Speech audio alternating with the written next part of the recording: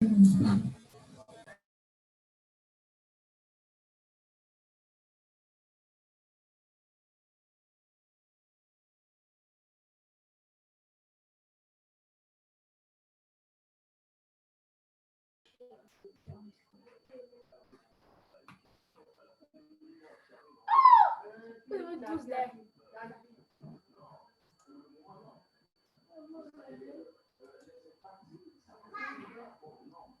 waiting for our guests to join the call. He should be joining shortly.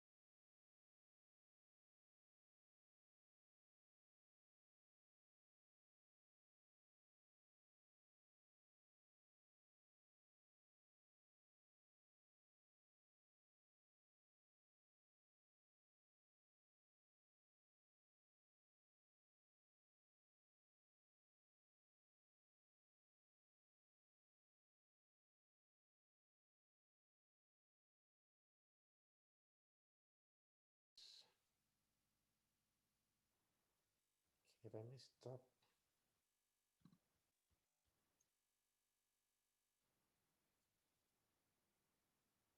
Okay, no worries.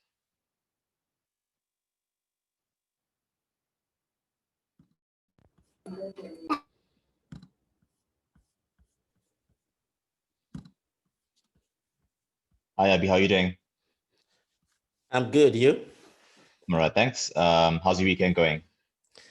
Awesome. Awesome. Very good, actually. And Nice. thanks for Fantastic. inviting me to this No talk. problem. No problem. Do you want to just give like an introduction to who you are, what your background is to the learners in the chat? Okay, no worries. Right. My name is Abiogun Akogun. I go by Habi. I'm currently a lead data scientist for a healthcare organization in the United States. It's called Christus Health. Christus Health is a non-profit organization run by Catholic. And we have about 60 hospitals in the US.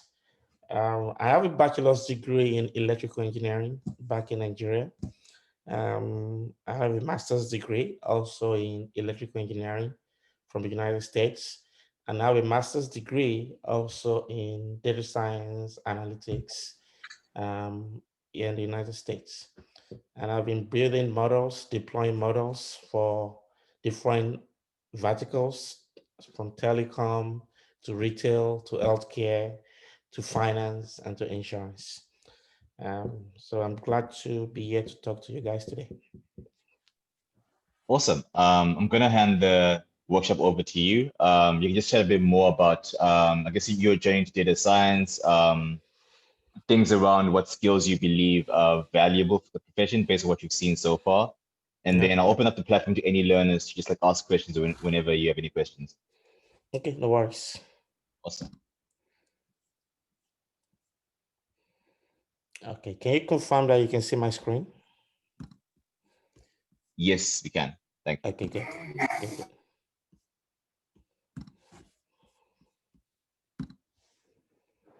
Okay, so I already went through my introduction. I'm not going to spend a lot of time on this. And the next slide is also my introduction, just telling you about me. We just went through this. Like I said, I've been building large-scale ML and data processing pipelines and across different industry verticals.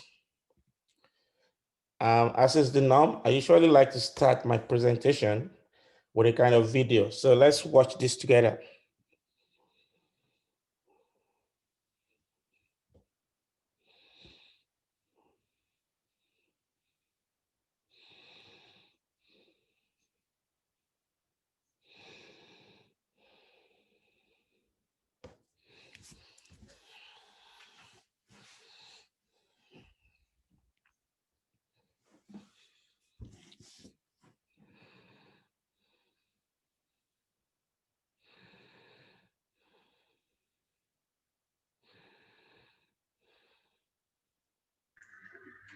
Sorry, is there like supposed to be sound in the video or it's just like that? Because I don't get sound. Okay. What was the question? I was saying there was no sound in the beginning, so I thought you can hear the sound. Species. Yeah. Now there is. Crops flourish while minimizing pesticides. Okay. I am a helper. Let's try another way if you can hear the sound. No. I can hear it now. It was just not playing in the beginning. Okay. Let's start it from the beginning then.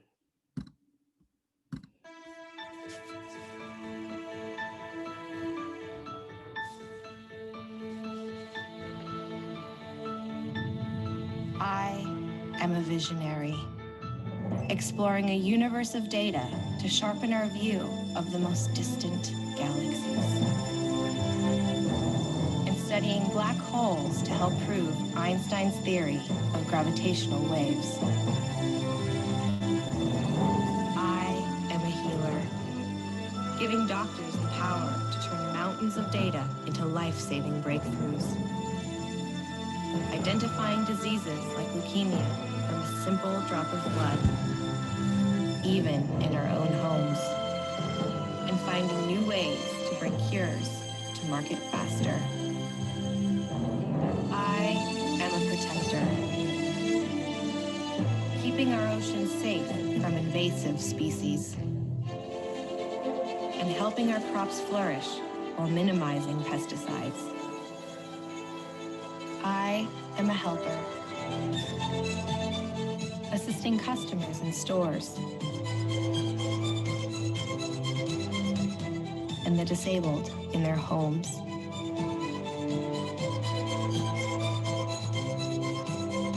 I am a navigator, mapping our world 1 millimeter at a time, and making even the largest self-driving vehicles safer for the long haul. I am a creator, learning to paint from the masters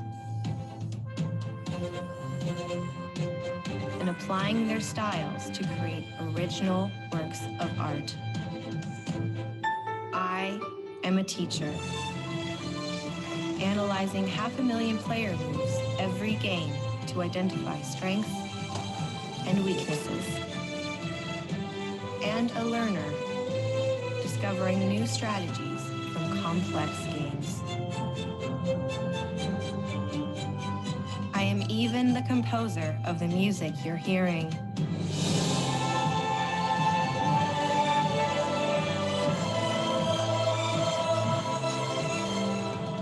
I am AI, brought to life by NVIDIA, deep learning, and brilliant minds everywhere. Okay, so that was just a brief intro to AI, ML, data science. So what are we going to talk about here today? So I try to capture the different aspects that might be useful for anyone that wants to go on this journey. So I'll start briefly by talking about what data science exactly is. And the reason why data science became this popular, it's been around forever, right? I remember people that used to write some ML models back in the days when they have no compute. Usually when they build a model, it took them like maybe 2 weeks just to run a simple linear regression model back in the days. But now we have data everywhere. So we're going to talk briefly about what big data is. And when you talk about machine learning, you talk about data science, there are mostly two main types of models that people build. We call them supervised and unsupervised models. Then as part of you building these models, there are some data prep that you need to go through when you have situations like what we call data overfitting or underfitting. So one of the things you do with underfitting is feature selection. So we talk briefly about that. We talk briefly about data visualization, which is key when you do exploration. We're going to talk about some other aspects of ML that people don't really talk much about, and that's time series. With all this COVID going around in the world, then the power of time series became clear to people, right? We'll talk briefly on time series, talk about spatial models, talk about natural language processing, talk about computer vision. Then I'll give you some resources that can help you as you go along this journey. And if we have enough time, I will just give you a brief demo on one of my projects that I'm currently working on. So when you talk about data science, it's basically just a field that deals with data. So we say it's an interdisciplinary field about scientific methods and processes that extract insights from data. That's the key word there. You are trying to extract insights from data. And to be successful as a data scientist, you need a couple of skills. You need your mathematical skill because to do a lot of statistics. You need some technology hacking skills. You need to be comfortable with programming. Python, I also advise people to pick up Python if you want to be successful in this field, because Python is very diverse. It does a lot of things besides data science. You also need to understand a particular business, right?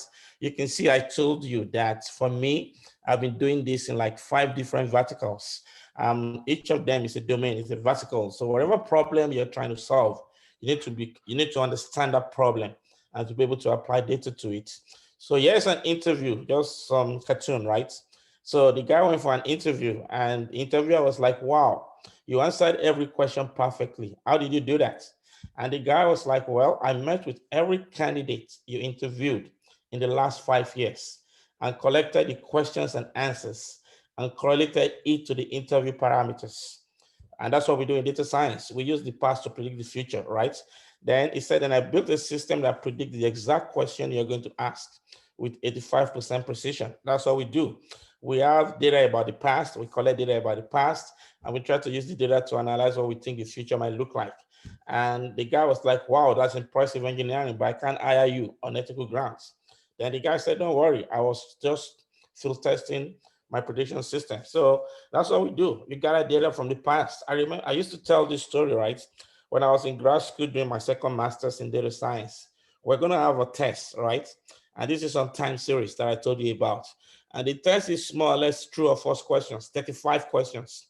So there's this guy that we were in class together. The guy took all the past questions from the professor. The guy studied them and he came up with a theory. He said, this professor, he gives you 25 true questions and 10 false answers. He said, it's not going to study. It's just going to come to the exam. It's going to mark true from 1 through 35. And he's going to make 25 out of 35. He said, that's all he needed to get to the next grade, which is a B or an A, I can't remember. He said he doesn't have time. And he did. And truly, the exam came out. The guy made 25 out of 35. We're all data science students. We weren't confident to apply that to a typical exam, but this guy was. He did it, and his theory was perfect. It's the same thing that we're seeing here in this interview. So what do you need to be successful as a data scientist? Like I said, you need to understand math and statistics. You need to have some domain knowledge. And you need to have some soft skills because you do presentations. I've been in a room where I made some prediction and I'm being questioned by domain knowledge experts. I used to work at Verizon. Verizon is a big telecom giant here in the US. There was a time I made some prediction, and on those predictions, it was about drop calls. And there used to be a theory that says you have higher drop calls, I think during the summer, and they related it to signal to noise ratio, right? But the other was telling a different story. So I had to come before a team of engineers who have been proving this theory around for a while and tell them data doesn't back up what they're saying. Yeah, so I have to convince them. I'm in healthcare right now. I work with a VP of clinical analytics. Every once in a while, she has this theory. When this goes up, this should go up. Okay, fine. Give me data. I usually use data and I come back to her and say, your theory might be right, but my data is not backing up your proposition. So you need to be able to stand up before people and tell them what they think is wrong based on the power of your data. I tell people data science is the new MBA because in MBA, in business schools, you are being taught to make decisions. In data science, you are being taught to make decisions with the power of data. So that's what we do, right? And also you need to pick up some database programming skills. You need to understand SQL, you need to understand SQL, relational databases. You need to understand what we call the NoSQL databases, like Cassandra, like Hadoop. So you need to understand all these things come together for you to be a successful data scientist. And you need to be able, like I said, you need to be able to communicate and you need to be able to do some visualization. So this is a Google trend somewhere around 2012 to 2017. You can always go to trends.google.com and trend this out as well. But here we're trying to just trend out all the terms that are related to data science, things like data science, like machine learning, visualization, artificial intelligence, deep learning. You can see over time, there's a continuous steady increase in all these terminologies, except for data visualization. Data visualization has been around for a while. People call it BI, business intelligence, right? But if you see all this data science, all this machine learning, all this artificial intelligence, deep learning, you can see a steady increase over time when it comes to all these data science terminologies. And there's a high demand for data scientists. Harvard Business Review called it the sexiest job of the 21st century. So how do we get to the current age of machine learning, right? Like I said, people that used to build models like 10, 12 years ago, usually took them like 2 weeks to build a simple model. So you can see the different evolution that we went through before we now got to the world of data science. In the world of data science, we use data to drive our decisions. And in the world of data science, talk about things around machine learning, around deep learning, and you have data that comes to you at a very large scale. But back in the days, we used to have mathematical models, scientific methods, we used to have some hypotheses, right? And also back in the days, we used to do some logical reasoning. But today, we have the power of data. Data is all around us. And with that data, we have more things to do. This is a typical data science process, right? You have real world, reality. From there, you can collect data. Once you have your data collected, before you even go into doing anything, you need to pre-process that data. This is a typical life cycle for building machine learning models. You just don't get into data science and build model. The first thing is you have your raw data. From your raw data, you do some pre-processing. When you do those pre-processing, hopefully you come up with a clean data. If you have a clean data, you can go straight into building models. Once you build models, you're satisfied with the model. The next thing, you have two choices. It's either you take that model, pass it to business intelligence, push it before some executives, and then you make some decisions. Or you can turn it into the product that can be used in real life. And I'll show you a sample of a product I'm currently working on in building towards the end of this talk.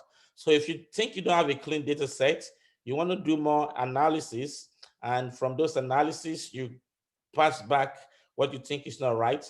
As part of your analysis, you look for things like what we call outliers. You look for things like what we call missing values. You look for things like, is my data really following a normal distribution?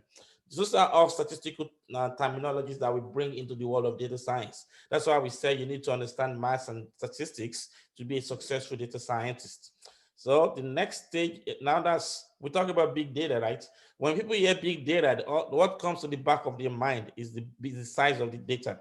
But big data goes beyond the size of your data. There are four main V's that constitute what we call big data. Number one is your volume, which we're all familiar with, the scale, how big it is. Today we have petabytes of data being thrown at us. If you even be a storage, my laptop I'm using to talk on right now has like a couple of terabytes of storage on it already. So data is coming to us at a very big scale. And the next thing is the variety. This data comes to you from different forms. They can come to you in terms of being structured. They can come to you in terms of being unstructured. You can have data from Facebook, like social media. You can have data from tweets. You can have data from even health devices. They come to you from different variety of sources. Also, something that comes with the big data is what we call the veracity. There's a form of uncertainty when it comes to this data. That's why we go through a lot of pre-processing as part of our model building process. And also the speed at which they come at you. Take Facebook, for example. Look at the speed at which people are getting to Facebook, and look at the amount of data that Facebook is processing in the back end, or even Twitter. Look at the amount of tweets that are going out, and look at what the guys at Twitter are doing at the back end. The speed at which this comes to you is what you want to consider. The four V's of big data. So it's the same thing here. I'm not going to repeat this. We talk about data, right? So data, we said, comes to you in different forms. Number one is your structured data. So most people that get into this field, they start usually with the structured data domain.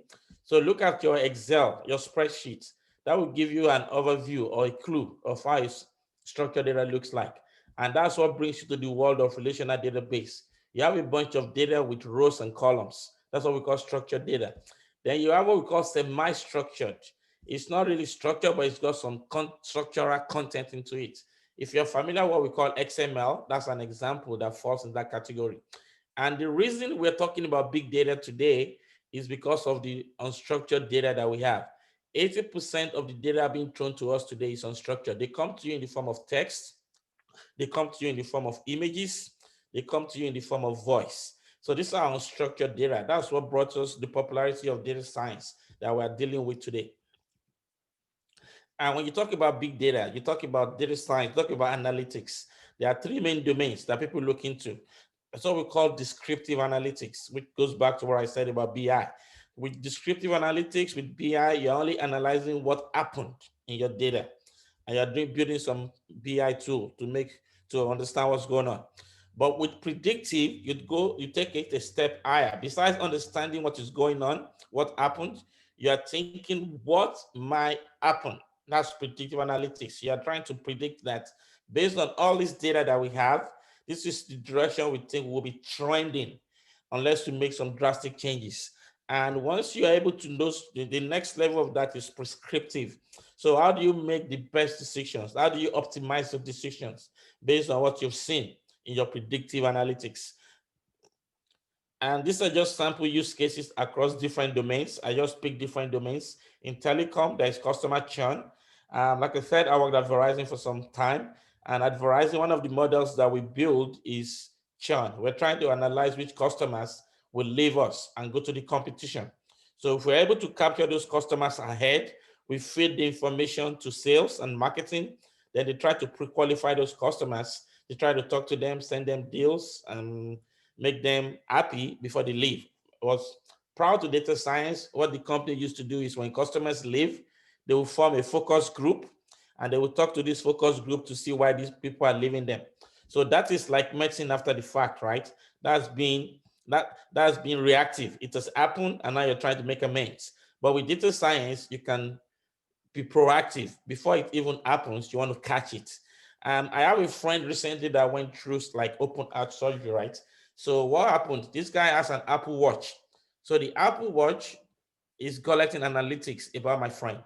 And the Apple Watch was able to know that his heart rate wasn't normal. So the Apple Watch was calling 911 and it was calling the emergency. But the first time he ignored it, second time he ignored it, third time he ignored it. Then after the third time, he went to the emergency by himself and they found out that he was almost dying. So those are the kind of use cases when we talk about churn. You want to capture an event before it happened. By having that Apple Watch with built-in predictive analytics, that saved him because the watch was, calling emergency that this guy is dying, right? So based on statistics and data that is collected over time, you can use this for fraud detection, for threat detection.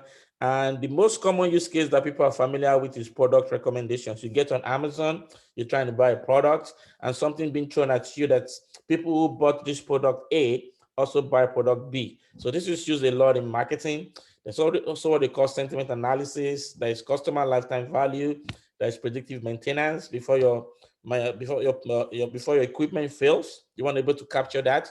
And then you can also use this to upsell your product, or you want to cross-sell from one product to another. These are just sample use cases that are put together. You have tons and tons of use cases. So like I said, we have supervised and unsupervised models. With supervised model, you have a structured data, you have a column in that data that you know something about. And based on that, you're trying to make prediction into what you think might happen. An example could be you want to predict the number of COVID cases happening daily. That's an example. An example could be you want to predict how long people will stay in the hospital when they come visit you. An example could be you want to predict customers that might leave you to the competition. These are what we call supervised machine learning. The whole idea being you have a structured data set, you have a bunch of rows and columns. One of those columns is the information that you know about the data, and you're trying to use that to form a relationship that you can make use of in making predictions. And this comes in two forms. There's regression and classification. With regression, your target variable is continuous, something you can measure, something like price. I'm trying to predict the price of a house. And with classification, your target variable has levels, yes or no, true or false, high, medium, low. Those kind of when your target comes in forms of different levels, we call it classification.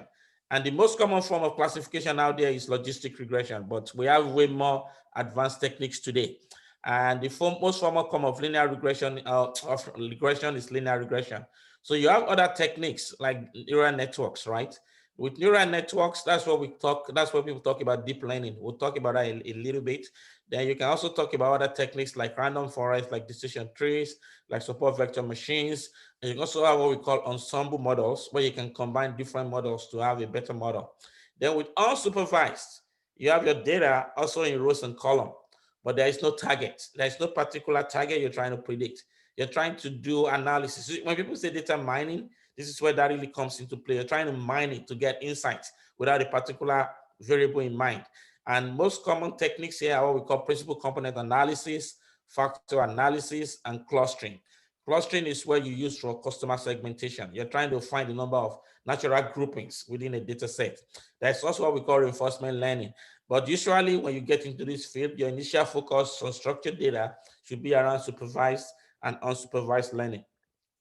And like I said, when you do supervised learning, it's possible that you are overfitting a model. Overfitting happens when I have a data set. The whole idea why you're trying to build a model is you want to be able to make decisions about what you have not seen before. So if I have a data set and I train my model and I'm getting very good results, but if I try to use the model outside of that particular data set, I'm unable to mirror the same result I'm getting from that data set, then we say your model is overfitting. So one of the things that we do when you build a model is you split your data into two. We call it the train and test. And then you compare your performance on training and test. And we hopefully they mirror each other. So once they do that, then you know you have a good model that you can trust and push out there. But if they don't, then you have a problem called overfitting. You might want to do other techniques to clean up the data. And one of them is what we call dimensionality reduction. And the key techniques here are around what we call principal component analysis, PCA. There's forward selection, there's backward selection, there's stepwise regression, which is a combination of forward selection and backward selection. Just know that with this, your dimension means the number of columns in your data set. You think it's too much and you're overfitting, you want to reduce that before you go back and refit your model. And we talked about visualization. It's a key tool in data science because you want to visualize and understand your data. So visualization is huge. You talk about things like histograms. You talk about box plots. Box plots are used to look for what we call outliers in your data set. And you're talking about what we call density plots. You talk and the different tools out there that you can use. When you do this in Python, like Seaborn, it's a library for visualization. There's Matplotlib and there's Plotly. And in R is another tool that we use for data science. You have ggplot. And SAS is also another tool. We have what we call ODS graphics.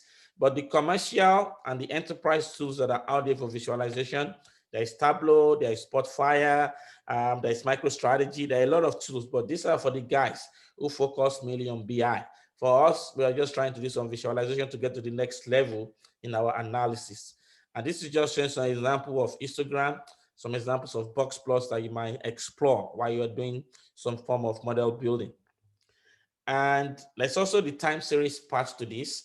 If you have questions, please feel free to stop me. I'll always go back and explain if you have one or two questions. There's also time series to this, which time series, the difference, we talked about a structured data, right? Where you have rows and columns. But with time series, there's a time component to that data. Your time component could be yearly, your time component could be quarterly, your time component could be daily, your time component could be monthly. Let's take COVID, for example. We know the world is going through a pandemic now, COVID, right? If I take every day from March when COVID started, at least in the US, right? And I count the number of cases. March 1st, let's say we have 90. March 2nd, we have 100. So we have a time component and we have some variable. If I try to do analysis on that kind of data, that's where time series comes into play. Let's say you work for a company, you're trying to forecast your quarterly sales or your quarterly revenue. You have data on the company on how they've performed every quarter for the last 10 years, last 20 years. And you're trying to use that to forecast what you think the company might be like in terms of revenue in the next 2 quarters, the next 3 quarters. That's where time series comes into play. Or let's say you have a monthly, you're selling ticket every month, right? And you're gathering data monthly number of sales. That's where time series comes into play. And this is just a plot to show you some time series plots. The next thing is when it comes to time series, these are the different techniques that are out there from a statistical standpoint. That's what we call ARIMA, which is autoregressive integrated moving average. That's what we call seasonal ARIMA, which is SARIMA model. That's what they also call vector autoregressive moving averages. So let's say I work for Bank A, and I'm trying to forecast the revenue for Bank A. And I also have data about the competition, Bank B. If I combine my data and that of the competition together in making some forecasts into the future, that becomes what we call a vector autoregressive moving average model. And also there's what we call transfer function. You might just be interested in saying, okay, the data, the competition data, how can I use that to find a correlation to my data and form a kind of mathematical relationship between the competition's data and my data and use that to forecast into the future? That's what we call transfer function. There's also regression with what we call correlated errors. So when you do linear regression statistically, there are some assumptions that you take into consideration. And one of them is that the errors that you get, they are what we call IID. They are independent, they are identical, and they're distributed. But when it comes to time series, that rule is violated. So when you do linear regression in time series, you have to take that time component into consideration because those errors, they form what we call autocorrelation. So when you consider that as part of your time series analysis. We call it regression model with correlated errors. There's also some people, when they do time series, they don't have time for all these details. They just do that's what they call exponential function. They just pick it, they just use it to make forecasts, but it's not as accurate as going through all this. And with the advent of things like deep learning and neural network, there's what they call recurrent neural network as well. That can be very useful when it comes to time series. So you have to, I always tell people that all models are wrong, but some models are useful. When you get into this field of data science and you're making forecasts, you're making predictions, you don't just stop by doing one model. You do multiple models, and from there you pick the ones that you think makes sense in terms of data science and statistics, and those are the ones you want to work with. I always tell people all models are wrong, but some models are useful. There's also spatial models. So I'm trying to cover everything for you, because when you go out there, people talk about AI, people talk about machine learning. The key focus is usually around computer vision or natural language processing, but it goes beyond that. So I'm trying to give you the 360-degree view and how you can step into this journey and how you can take it gradually. There's also spatial models. With spatial models, you have a location component. The main thing in spatial is location, location, location. You're studying real estate. You're trying to prospect for oil. So, and the main thing that we look for in spatial is what we call spatial dependence. We're trying to look for spatial correlation between locations. Let's assume I'm trying to build a new gas station to sell gas. And what I do is I collected data on the average price of gas or petrol on all the gas stations in the area. So those are location based. If I try to do a spatial dependence analysis between the prices, I can, based on the location I'm trying to build my own petrol station or gas station, I'm able to, get an estimate of what I think in terms of price that I should be selling. That's spatial models. And the things that go along with spatial models is you want to talk about what we call stationarity. Your spatial model must be stationary before you even do anything. That's what they call isotropy, which it goes in line of stationarity. It's just that it goes a level above that by taking absolute structure into consideration. There's also geometric isotropy that goes in terms of even direction. And when you do spatial models, usually you are trying to model the mean structure and what we call the covariance structure. And these are the different covariance functions that are out there when it comes about, when you talk about spatial models. And the main thing is you want to make some prediction, and in spatial wise, we call it kriging. So these are the terminologies you want to be familiar with. We talked about neural network. So let's briefly talk about that as well. With neural network, all we're trying to do is we're trying to mimic the human brain. Whatever we have going on in the brain, we want to be able to do it with computers. That's what we do with neural network. Whatever humans do easily, humans can see easily, vision, right? We know we can see easily. If I see a cat, if I see a dog, I know the difference between cat and dog. Humans can read, they can understand text, right? So also we're trying to be able to analyze text, understand text with compute, right? So that's what we're trying to do with neural networks, right? So we're trying to mimic the human brain and come up with solutions that humans can do easily and see if computer can do it. And a good example would be in things like radiology. In radiology, you hire radiologists to look through x-rays, right? So with the advent of machine learning and deep learning and AI, we have been able to build machine learning models that will do the same work that the radiologist is doing. But if you give it enough examples of data and you train the model, we are confident, we've seen it, that the ML model is able to read through that same radiology data and tell you, for example, if a cell is cancerous or not. Or for example, you go to the human heart and tell you the different sections of the human heart. So that's vision, computer vision. In neural network, what happens is you have what we call the input layer, which is the input to your data. Then we have what we call the output layer, which is what you're trying to predict. So that's a basic form of neural network. But in reality, if you look at the human brain, it's similar, but you have a lot of neutrons. You have a lot of neurons, you have a lot of dendrites happening in between your input and your output. So for us to mimic that, we have what we call the hidden layer. So this hidden layer can be as many as possible. And that's where the terminology deep learning comes into play. When people say deep learning, all we're talking about is a neural network that has a lot of layers between the input and the output. So when people talk about hyperparameter tuning, what are hyperparameters? They are the things that you're using to build this model. In terms of neural network, your hyperparameter could be something like number of hidden layers.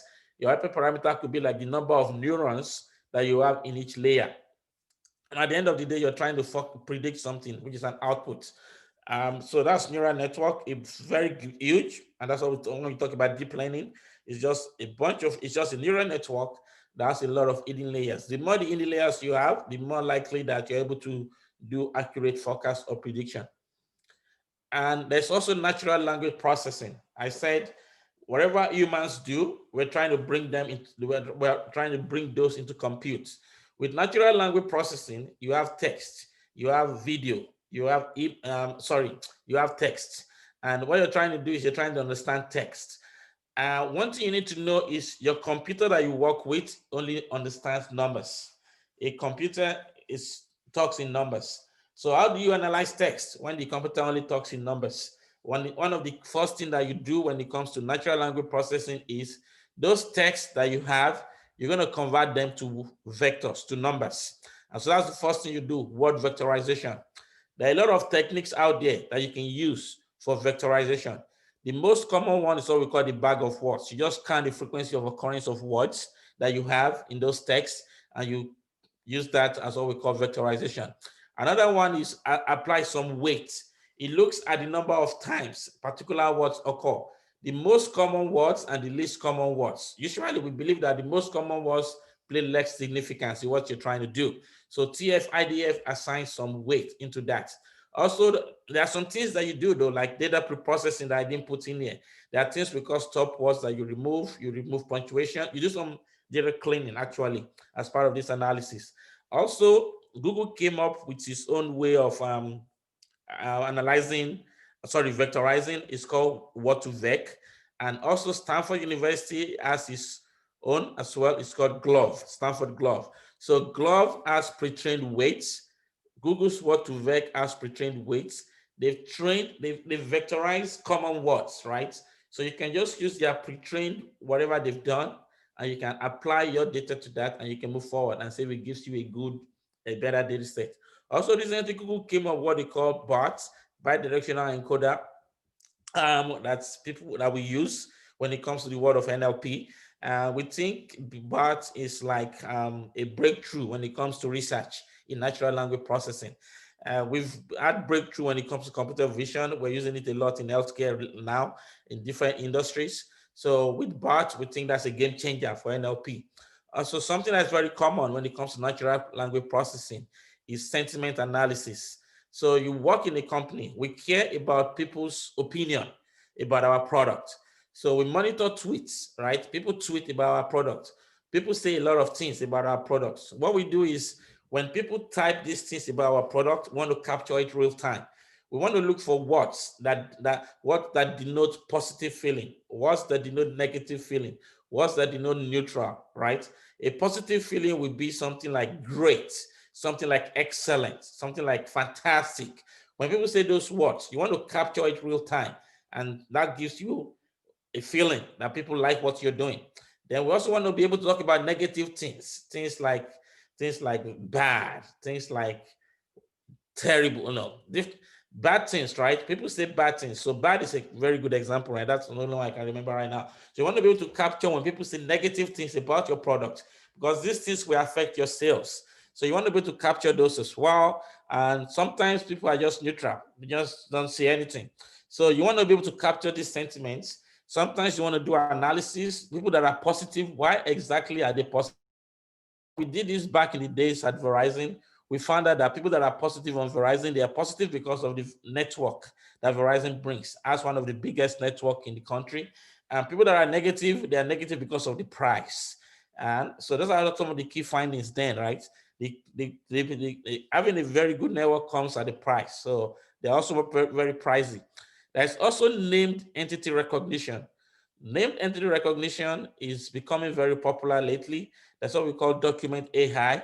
With document AI, people come to you with a bunch of documents. And usually the use case I'm going to show you here today was for like a health insurance company. We have this health insurance company, They hire a bunch of people to look through a bunch of PDFs. All they're looking for in the PDF is things like amount or charges, things like doctor's name, things like doctor's address, things like patient's address, things like diagnosis codes, things like procedure codes. So they hire people, they manually go through a bunch of documents to extract all this information and dump it in a database. And that's very expensive because you have a lot of people being paid to do this. So the use case I'm showing you today is around information extraction and document AI. So what I'm working on is, instead of hiring people to manually do this, I'm building an AI machine that will take all these documents it has never seen before, and the same thing you're trying to extract is going to extract it in a semi-structured format or in a structured format and dump it in a database. And all you need to do is hire an analyst that can write some good queries and get the same information. Instead of you hiring like 1,000 people to manually look through papers, AI is able to do it with some decent level of accuracy. It gives you the speed, number one, and it gives you volume. Those are the things human cannot give you. Also, and I remember as part of Document AI, there's a company in the US. All they're trying to do is they're trying to solve the Document AI problem in the mortgage industry. So the mortgage companies, they gather information about people applying for loan for mortgages. So what these guys are doing is they're taking that, all those paperwork, the things like your bank statement, things like W-2, which is your tax statement, different things. They're taking those paperwork and they are extracting key entities for these mortgage companies. So it's part of what we call named entity recognition. All you're trying to do is you have a bunch of text, you have a bunch of documents, and you're trying to extract key words and entities from them. There's also text classification, right? So I'm sure with text classification, a good example will be you have a bunch of documents, and these documents come at you, right? And they fall into a particular bucket. It might be tons and tons of buckets. So what you do is you train an AI model. When a new document comes, instead of you to manually take that document and put it in the right bucket, your AI model can do that. So it replaces human, right? Human is able to understand that this document belongs to category A. This document, category A might be sports, category B might be news, category C might be technology, right? These are different categories. So when document comes to you with text classification, you want to put them in the right bucket. So natural language processing is huge. So usually when people are going in this journey, what I tell them is start with a structured mindset where we talk about supervised and unsupervised machine learning. When you are very comfortable doing all that feature engineering, feature selection, building models on structured data, then the next natural strength for you is to understand some form of time series. Once you're able to do time series, then you want to go into NLP, which we're talking about now, natural language processing. And you can see when we talk about AI, these are the places where you find a lot of use cases for AI, NLP. Let's talk about computer vision. I said some of the things that humans do. Those are the problems we're trying to solve with the power of compute. We talked about NLP already, natural language processing. Another thing that humans do very well is vision. We see very well, right? Computer vision. I'm able to know this is a computer. I'm able to know this is cat. I'm able to know this is dog. So basically the idea behind this is you have a kid, right? And you're trying to teach the kid to recognize objects. So the idea is when you show this kid a lot of examples of a particular object over time, the kid's brain is able to understand that this is cat, this is dog, this is whatever, lion, right? Based on his vision. So what we do with that is we feed the computer with a lot of examples of different images. And at the end of the day, based on those examples, the computer is able to differentiate between the dog and the cat. So it's computer vision. Where are the use cases of computer vision? The first one is image classification, which is what I just talked about. You have different images coming at you. You're trying to say this image belongs to the art. This image belongs to whatever, right? You're trying to classify images. That's number one. Another one is segmentation, right? You have an image. In that image, you're trying to go through different pixels in that image and assign a label to those pixels. That's what we call image segmentation. The use case around this will be in a home, in a particular home. You're trying to say this is a table, this is a chair. And the use case my partner worked with is with Sharon Williams, which is the paint company. They sell paint. So what Sherwin Williams was trying to do was, before they sell you paint, they want you to take pictures of your house, your living room, your kitchen, your study room, your visitor's room, upload it on their website. Once you upload it on their website, they will recommend colors that they think will be appropriate to each section of your house. And that's segmentation. All they did was they have tons and tons of images and tons of colors that were used to paint the home. So they've built an image segmentation model, and based on that, they're able to make recommendations to people saying, we think if you combine this color in your living room, this in your study room, and things like that, we think it'll be appropriate. And this is also very useful in healthcare. You have images of the heart. You are trying to go through those images to say this belongs to this this part, and this belongs to this part. That's another useful application is object detection, which goes along with image segmentation. You're trying to detect objects in a particular scene. And a very common use case is optical character recognition. So the use case I'm telling you here today, which I'm going to show you the demo, there's an OCR that has gone before me. It's part of what we call the ETL pipeline. There's an OCR that's done on Google, on Amazon, AWS Tech. AWS how we call Tesseract for OCR. So in this use case, we're using Tesseract. So in OCR, all we're doing is we have a bunch of scanned documents. We are converting it to readable text, to text that you can process. So Amazon, Google, Azure, they all have their products for doing OCR. There's also a tool in Python called Tesseract, which was originally by Google. Tesseract is not in Python, sorry, it's a tool, but there's a Python version called PyTesseract, which I've used in the past. So basically with OCR, you have scanned documents, you are converting them to readable human text. And so the one I'm going to show you is a bunch of scanned documents. Along the line, they'll be converted to a bunch of readable human text, and they've been processed into what we call a JSON-like structure. So it's that JSON I'm using as input to my model. So when you talk about AI, these are the main things people look into: computer vision and natural language processing. But before you want to go into the real AI, you really want to build some models, understand time series, understand supervised machine learning model, understand unsupervised machine learning model before you start talking about NLP and computer vision. So why are we doing machine learning now? Why? Like I said, it's been around forever, right? People have been talking about neural network in the 50s. People have been building machine learning models in like 15 years ago, right? Even banks have been doing machine learning forever. You apply for a loan, they do a logistic regression to deny you or not, or yes or no, right? But why machine learning now? Number one is because of data, the big data. We have more data being thrown at us than our lifetime. I just told you about my friend that has an Apple Watch, what that did to him, how with the help of God, he's still alive today, right? So we have more data in our lifetime than we can ever think of. Number two, the hardware that allows us to do computation, they are a lot more faster right now. Compute is cheap. The laptop I'm using to talk to you right now has a 64 gig memory, right? That's huge. That's like a server back in the days. Also, besides that, you have the cloud providers, you have the Googles of this world, you have the Amazons of this world, you have the Microsoft of this world. They're giving you compute at a very cheap rate. You know, all you got to do is subscribe to their model. Just pick whatever resource you're trying to use. Whenever you're done, make sure you shut it down so you don't keep on paying for the light bills when you're not using the lights. Another reason why we're doing machine learning now is computers are a lot more accurate than humans. I just told you. The analysis of a radiologist, where you hire a radiologist to look at images, AI can do that same job even better and faster. So you want to make all this automated, and machines can do a better job when trained, right? These are some of the areas in healthcare, in agriculture, in oil and gas, where you can apply machine learning and AI with automation, intelligence, and augment the human knowledge to move forward. Why are we doing machine learning now? The software and the algorithms that we use for machine learning, we have a lot of them now, right?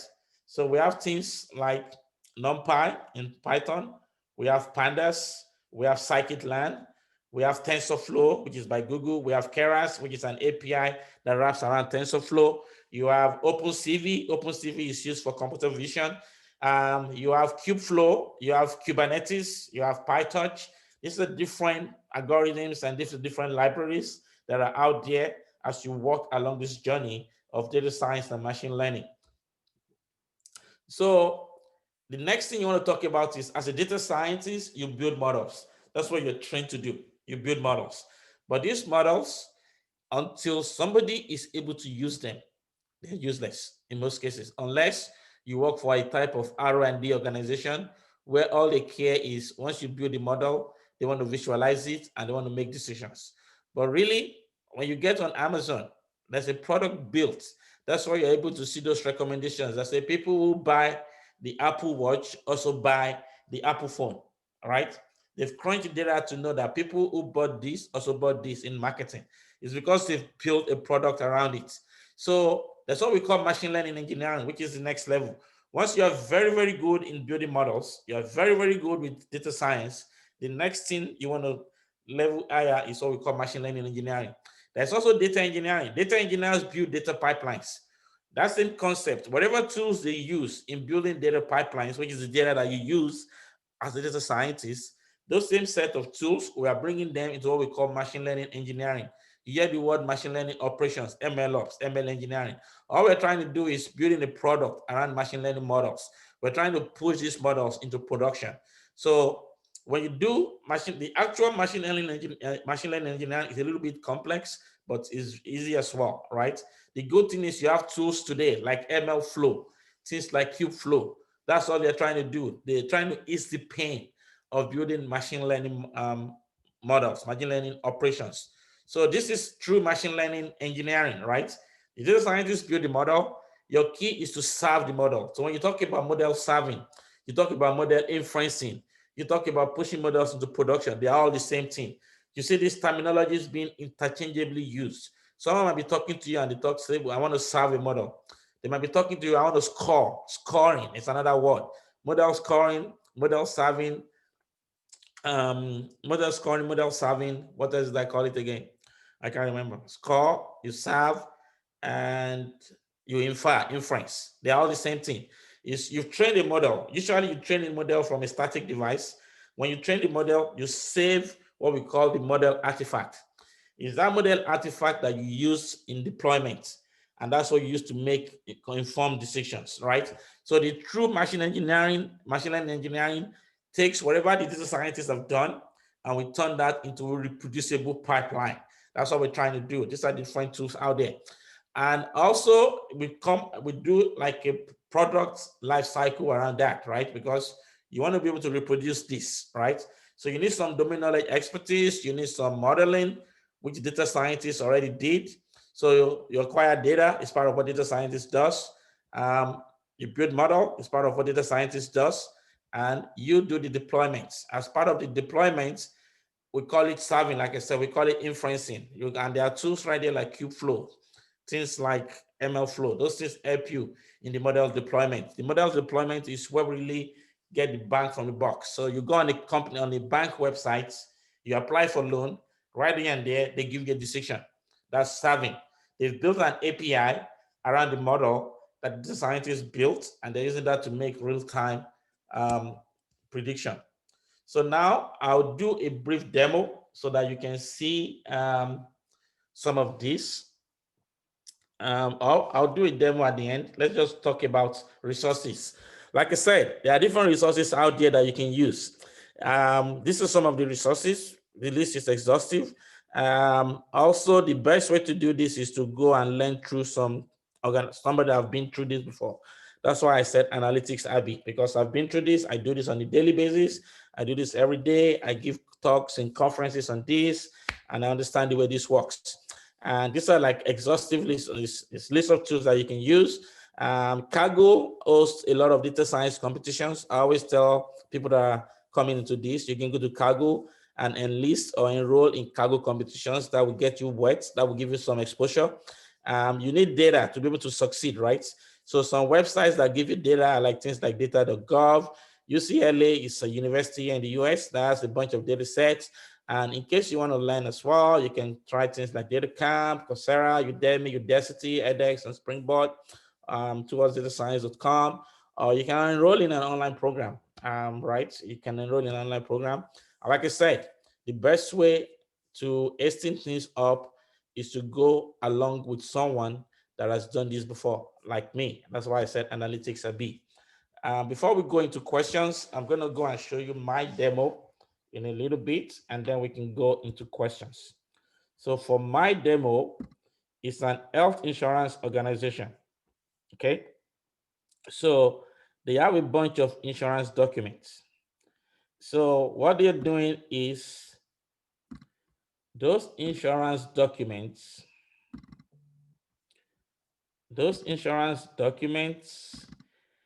and like I said, they have what we call extract, transform, and load process. Okay, so let's see one.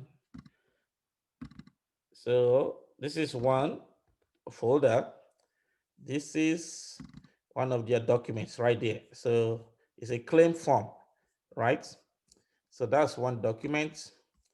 And this is another document. It's just a PDF. It's PDF, scanned PDF.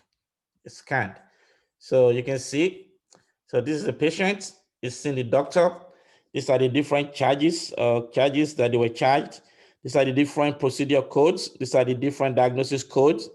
And so what they're doing is usually they hire someone that will go through this document. Is going to look for things like the provider name, whoever is providing the service. It's going to look for charges. It's going to look for procedure codes, ICD tank. So someone will manually do this job before, right? So I'm building an AI machine that would do all that. So what we're doing is there is an ETL process up front, which I really don't, it's not part of this. I didn't have enough time to put that together, but there's an ETL process that will take these documents and it's going to dump it in this format, a JSON format. That same document you saw, this is it in JSON, okay? So what they wanted me to do is they want this JSON to be the input to the AI model. So somebody is going to be upfront to convert those PDF into this JSON format. So what I've built is I've built a name entity recognition model. I use Spacey in Python to build the model.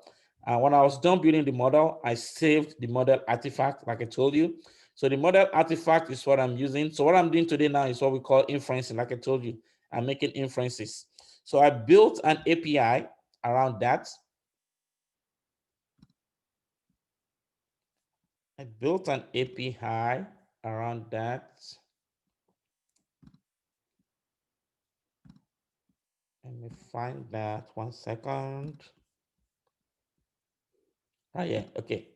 This is the API that I built. So this is the interface. So I'm still working on this, by the way. So this is an example of that JSON that I just showed you. So basically what we do is if I click on execute, it's going to analyze, it's going to pass that JSON. And once it's done, yeah, so this is your output. You can see in the output here, you have a procedure code right there, right? Because we did this with AWS, Amazon, all right? So AWS also have a bunch of boxes that comes with it. So you can see, yeah, that's a charge. This is another procedure code. This is another charge. So what you have hired human beings to do, we've trained an AI model to go through the same styles of stuff. And here you are dumping the outputs. This is just an example of inferencing. So what we do is we're going to be able to incorporate this into a workflow, and we're going to dump this in like an unstructured database. In this case, there is what we call MongoDB. And the next thing they will do is instead of hiring tons and tons of people to do that job, they hire a few analysts that know how to write a bunch of queries. They're just going to code the database for all these set of documents, and they'll do the same thing that humans would have done at a faster rate, and it saves the company money. At the end of the day, you want to be able to save money, and possibly you want to be able to save lives, like the case of my friend. That's all I have today. Like I said, you need to be able to pick up some programming, start with Python. You need to be able to understand structured data and time series. And then the next progression will be talking about computer vision, talk about natural language processing, talk about computer vision. And then by that time, I think you're already doing a lot of data science. But if you want to take it a step higher beyond that, you want to talk about putting models into production. And that's the new problems people are facing when it comes to the data science world. How do I make a product out of these models? And that will be the next progression naturally for you. So at this point, I'm going to open it up to questions. That's all I have. Any questions, anyone? Feel free to unmute your mics and ask any questions that you may have.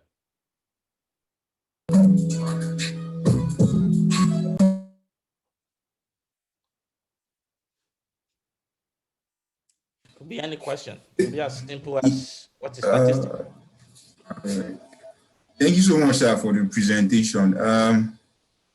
I would say I'm really like, having seen this, like the whole presentation, so I would say this is really great, sir, because I always thought I knew something in machine learning because I knew a bit of Python, but seeing this, I just found that I don't know anything. So I would like to ask, sir, my question is, since there's a lot to consume, like machine learning, data science is really broad. We have computer vision, natural language processing and the likes. So how do we get to like fasten up the pace? How do we get to like cover all these topics, all these branches? And also, because I could see, I can't really recall. Well, okay, let me just put it that way. So I could see all these topics and branches. So how do we get to meet up and then cover all these topics within the limited time we have? Probably we are putting down a year to cover up these topics. How do we go about it and then still come up as someone who is very good at what it does? Okay, good question. A year is a lot of time to cover this. I can tell you that, right? So usually what I tell people is, like I told you earlier, you want to start with structured data. Focus on data that has structure. Think of your Excel. Think of your relational database. Focus on that. When you start with that, and since you already know Python for your case, right? Just make sure you are more comfortable with those Python libraries that are out there for machine learning. Things like scikit-learn, things like pandas, things like NumPy, matplotlib. Be more comfortable with those. What I would do in your case is I will go to Kaggle. Like I said, Kaggle hosts a lot of data science competitions. And I will go to UCLA website, which has a lot of data sets as well. I can send a copy of those resources or this presentation if needed. So in case you want to go back to the presentation. So if you start with that, be comfortable with dealing with structured data. The same concept and process that you use with those structured data is what carries over to NLP and computer vision. The only difference is, like I said, with NLP, you need to vectorize your text, turn it to numbers. Once it becomes numbers, you now have a structured data. That's why you need to understand the world of structured data very, very well. When I interview people for data science, I look for basic concepts, basic things like overfitting, things like basic statistics, like p-value, some basic words, because to me, if you know the basics, you'll be able to figure your way through the programming. If you don't know the basics, you won't even know what to program, right? So what I would think for someone is start with structured, be very comfortable with the structured world, then gradually progress into natural language processing, which all you're trying to do is you're taking that text, you turn it into structure and going back to doing the same thing you're already doing. Once you're through that, then you could talk about computer vision as well. It's similar as well. You pre-process those images into some structured formats before you start applying structure into it.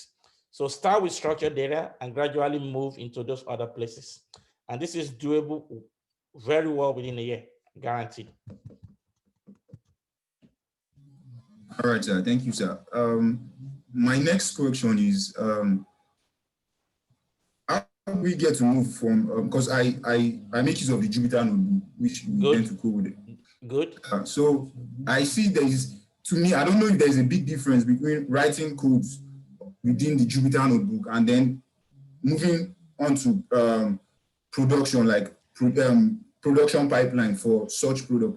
Because I worked on, I could remember on Zindi, which is a data science platform. I worked on the competition that was on a recommendation system for a restaurant. Okay. So, okay, actually we did it and then the model was working, but how do we get to move it into production? Is there a big difference between what we do on the Jupyter notebook compared to what is done towards the production side? Yes, there is. Okay, good.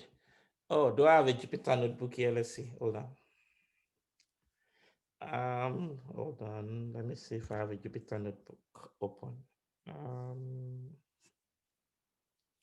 Hold on. This is a new computer, so I'm not sure if I have a Jupyter notebook opened. Let's see. Let's see what I have. Let me see. Download and the Jupyter notebook here because okay, yeah, that's one. Good. Okay. Let me come here. Okay, so you talk about moving to production. So usually you go from Jupyter Notebook into an IDE. In this case, I'm using a Visual Studio Code. You can see it, right? So most of the things you saw in this Visual Studio Code, I started them from Jupyter Notebook. I built the models in Jupyter Notebook. I got the model artifact in Jupyter Notebook. Then I moved that into an IDE, a Visual Studio Code. So you start with Jupyter, no doubt about it, but Jupyter see it as your R&D environment, like your research environment. Then once you start from that, you train your model, then you go into an IDE-like structure, like I'm showing you right now. With IDE, you want to create like a folder structure. You want to give your requirements, like you can see, the different libraries I'm using. You want to do like a README file, just to explain what you're trying to do. Like today, we didn't even talk about Dockerization, right? There's Docker, there's Kubernetes. We didn't talk about all that. And this is my main app that is doing the API. But within that, I've built a main folder, a project folder. And in that my project folder, I have some sample data, right? And this is, so basically you take that Jupyter notebook, you break it down into components, different components. And basically, if I show you my Jupyter notebook, this line you're looking right now came directly from my Jupyter notebook, right? So basically, with what you're doing is you're taking Jupyter notebook, you're breaking it into components in an IDE, and usually that's this IDE, this code that you're looking at right now, is what I would dump into a production server, and I will run it. Right now, it's running, right? That's why you're seeing what I showed you the other time, which is the API. So basically, you need to be comfortable first with Jupyter. And once you're able to do that a lot, then you can come into this next stage. And the good thing is there are tools out there today that can simplify this for you. That's what we call Kubeflow. Kubeflow. You can look at Kubeflow projects. So once you've done with everything you've done in your Jupyter notebook, I think Kubeflow has a project that can just transition that into a production-like environment for you. And they come in components. All the different processes in your data science, in your Jupyter notebook, they will come in Kubeflow as components. That's also what they call ML flow. These are all things that help you with building production-like machine learning models. And that's a very good question because it's a big problem people are facing today. Data scientists build models in Jupyter Notebook. The question is, how do I go from my Jupyter Notebook into a production environment? But that's a different role. It's called machine learning engineering. As a data scientist, all day, I guarantee you 99% of the time, you'll be doing this in Jupyter Notebook. Taking it into this kind of environment is another skill, which we call machine learning engineering. I call it, remember I said model serving, model inferencing, model scoring. They're all the same terminologies. It's a new set of fields around that area that is coming up, right? So you need people that understand machine learning and people that understand data engineering. They're the people that will bring into that aspect that we call machine learning engineering. And that'll usually be your next step. So for you, I'll say go and try and read about the Kubeflow project. And I think there's a course on Udemy as well on putting machine learning in production. I can send that to you guys as well. This is a new laptop. I would have loved to show you my Jupyter notebook, but let's see if I can show you that. 1 second.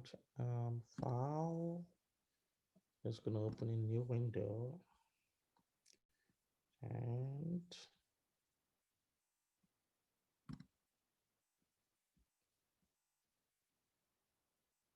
second.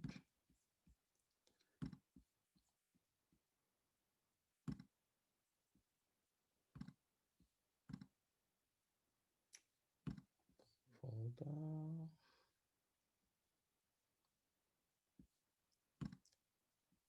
Yeah, that's the deploy machine learning models I told you about.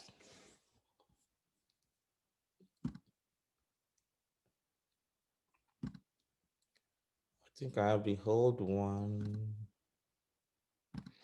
Yeah, sorry. I think I have the old one. Let's see. Terminal, new terminal. Okay. Conda activates.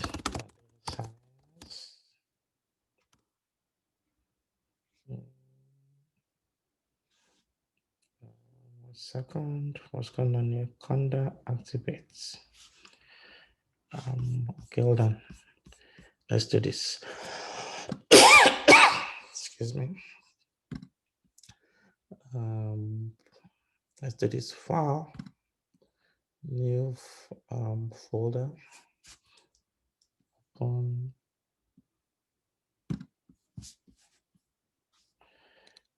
Control C. Okay. So I'm gonna use the Jupyter.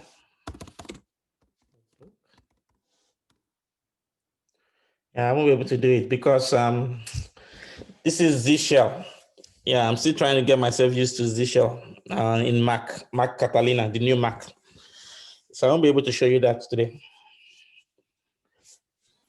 Yeah, I would have loved to show you a Jupyter notebook that I built off of, but I need to do some initial configuration, whatever, setting up on this Mac to be able to do that. Any other questions? I have a question. Yes, sir, go ahead. You talk about starting from structured data to semi-structured to unstructured before moving to time series and the rest. Is it possible, rather than going through all this process, to just pick a particular niche? Let's say you want to focus on natural language processing or computer vision, and rather than going through all those processes, just begin from scratch, starting with natural language processing, and work your way through that niche and master it, rather than going through all those other processes. Yeah, it's possible. It depends on what you want to do, right? I always ask people, do you want to walk or do you want to fly? So for you, for your question, sounds like you want to fly, right? So the advantage of what I was telling you is you will understand the concepts. So if you go on NLP, right, for example, and you have some problems while you're doing your natural language processing, if you understand the key concepts, if you understand the basics, you know how to wiggle your way around it. But if you don't, for example, if your model is overfitting, it's the same model overfitting that you will see in structured data that you see in NLP, right? So at least I always tell people, focus on structured data. Majority of the data science jobs that are out there today are more focused on structured data because people have tons and tons of data in their databases. They don't know what to do with it. So majority of those, but the NLP, the computer visions of this world, those are like the next level, right? So if you think you want to start from there, fine, it's up to you. But be conversant with coding at least, know some Python very well. If you want, what I found out is we have a lot of so-called software engineers turned data scientists that are flooding the market. And the problem there is they do not understand those concepts. Because they know some software programming, they just jump into NLP and they just try to wiggle their way around it, but they don't understand key concepts when it comes to all things data science. Those kind of people are dangerous because they don't really know what they're doing. That's why I said it's always good at least understand the world of structured data. Build some models. It's the same model that you build in structured data that you take along into this unstructured world. It's just that you got to do some word vectorization. So it's up to you. You can, but do not forget your concepts. The concepts are very important. Like I said, when I interview people for jobs, I focus on concepts. I don't care what programming language they know. If you know concept very well and you know at least Python, I think I'm good to go.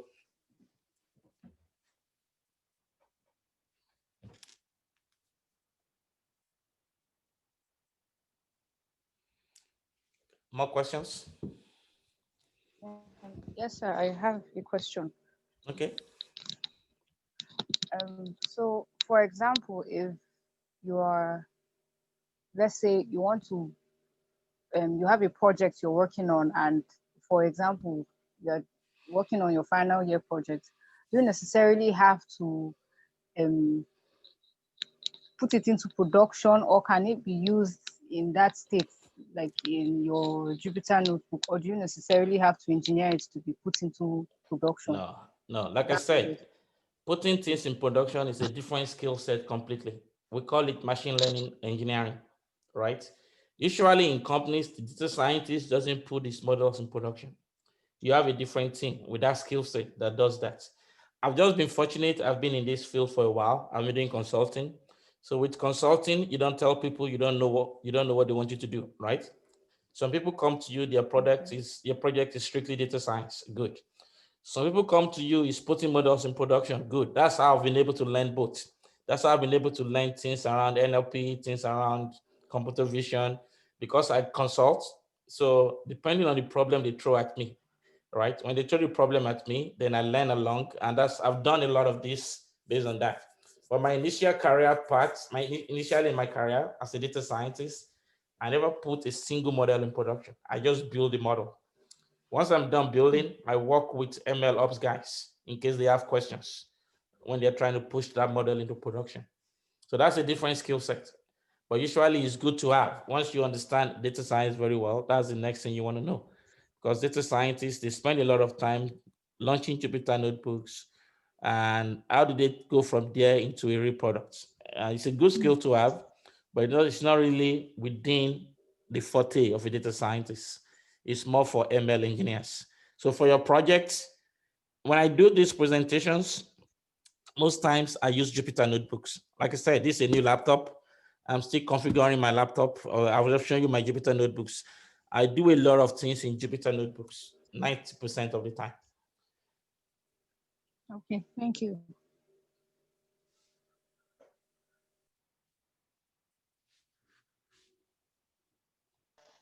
Any other questions from anyone? During the presentation on natural language processing, you made mention of BART. Is it? Yeah. Can you explain further? Okay, BART is something that Google did, right? So what they did was they did some encoding. There's the world of encoders, right? So with BART, the last time I used it, I think I used it for named entity recognition that I was showing you. So there are a lot of, so it's got pre-trained weights. So instead of you going from the world of, you want to do your vectorization yourself, you want to do your classification yourself, you want to do all that yourself. So Google has come with some pre-trained whatever in that BART that you can use for a lot of things, right? So you have to download it. You have to go Google it and say BART. I think there is, depending on the dimension, I think there is 16K or whatever, I forgot, I'm not using it in a while. But depending on the dimension, there are different dimensions. All you can just do is you just take them as is and you can apply it to your project. There's also what we call TensorFlow Hub by Google. If you go to TensorFlow Hub, they have a lot of pre-trained models for computer vision, for natural language processing, if you don't want to do your thing from the ground up. So Google is a big player in this. And that's why they come up with BARTs. And it's just a form of encoding your text into another level and then doing some work that you want to do. I've not used it lately though. The last time I used it was like a year ago.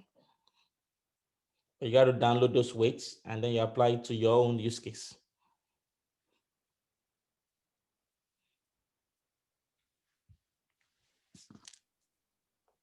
Any other questions? Anyone?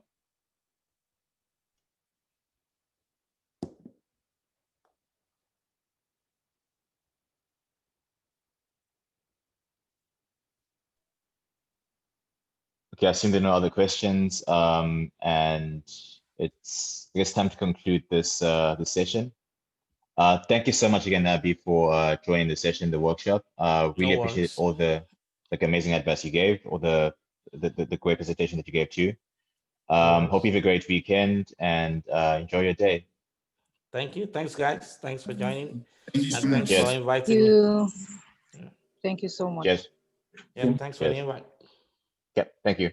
Cheers. Yeah. Thank you so much. Cheers.